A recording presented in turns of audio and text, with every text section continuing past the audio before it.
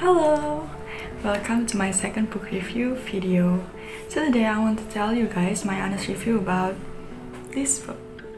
Know My Name by Jenna Miller is a memoir of her experience getting sexually assaulted by a stranger called Brock Turner on Stanford campus. Yes, Stanford campus. It published on September 24, 2019, and it has 384 pages. And of course, it's a non-fiction book.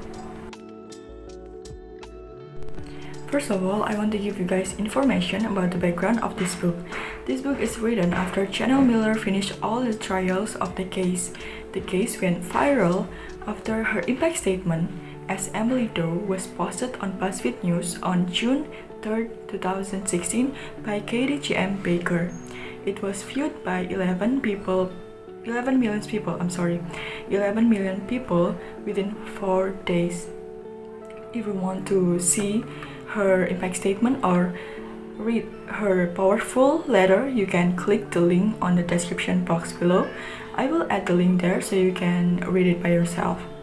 And don't worry if you already have or are going to buy this book, you can also find it at the end of the book.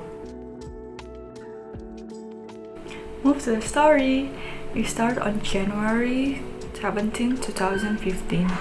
That night, Jenna went to a party with her younger sister. She got drunk, she went blackout, and she doesn't remember anything that night. She only remembers when she woke up in the hospital alone the day after that, with confusion, with strange feelings and different clothes. After that, she kept struggling. She got catcalled every time she walked alone, struggling in the trials because she had to fight against an institution and had to answer some nonsense question like, are you serious with your boyfriend? Are you sexually active with him?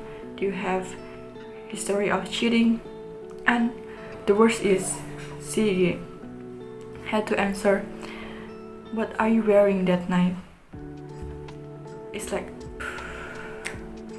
and after everything she's been through, Brock Turner, who was a Stanford University athlete, was only given 6-month prison sentence.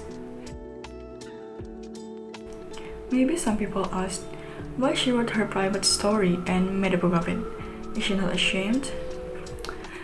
I'll tell you guys, I'm sure she knows it's a private story, but she keeps sharing it anyway, so we all get eye-opened. She empowered victims of sexual harassment to fight for justice. She taught us that she and all women in the world have the same power, and we shouldn't just keep silent. It also inspired changes in California law to be better, and recalled the judge in the case. Because of this, I adore her so much. I adore Jenna Miller so much. She's so smart and so brave.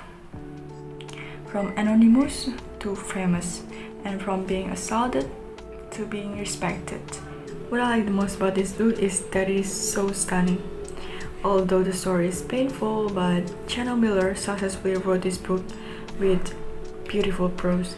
She literally turns her trauma into art with her own metaphorical way.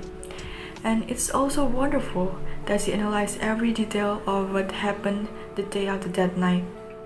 I guess maybe she is gifted because her mother is also a writer, a Chinese writer. Maybe she is gifted with that talent, I think. Overall, I think Jenna Miller is a great writer, and thanks to her for writing this incredible and powerful memoir. Besides that, I also adore the cover. This.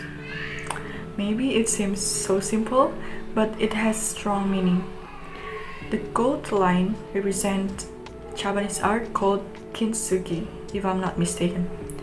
That means golden repair, in which pieces of broken pottery are mended with powdered gold and lacquer. It's a celebration of breaks and scars instead of attempt to hide them, and shows how even broken things can be made whole again. What a beautiful way to represent this powerful memoir. And finally, I also like how she thanks all the people in the acknowledgement part. She literally mentioned their names one by one and also their roles. For example, her parents that always support her, and the nurses that always take care of her, and the news writer that posted her letter on BuzzFeed. It shows us how hard the struggles we must go through. We still have some good people around us.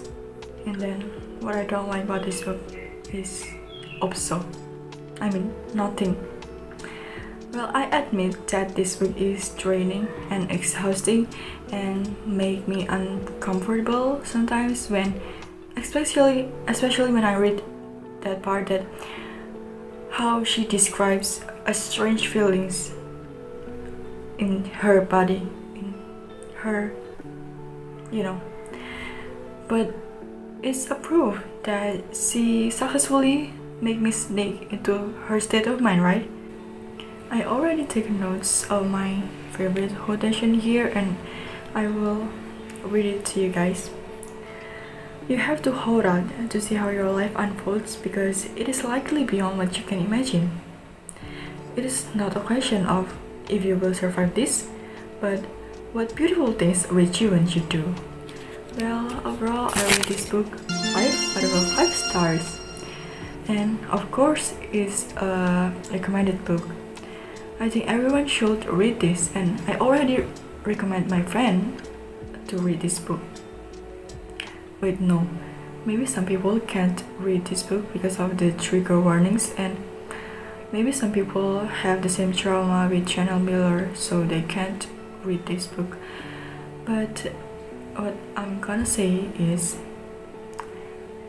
what victim wearing at that night when she being raped is not a big deal. It's not a problem because it's not her fault. People shouldn't touch someone else's bodies without her or his consent. Consent is a yes form with full consciousness. Being drunk and not able to say no is not a consent. Okay, I think it's enough for today. Thank you for watching this video until the end. And sorry if my grammar is still lacking. I will do my best to improve it. Bye bye!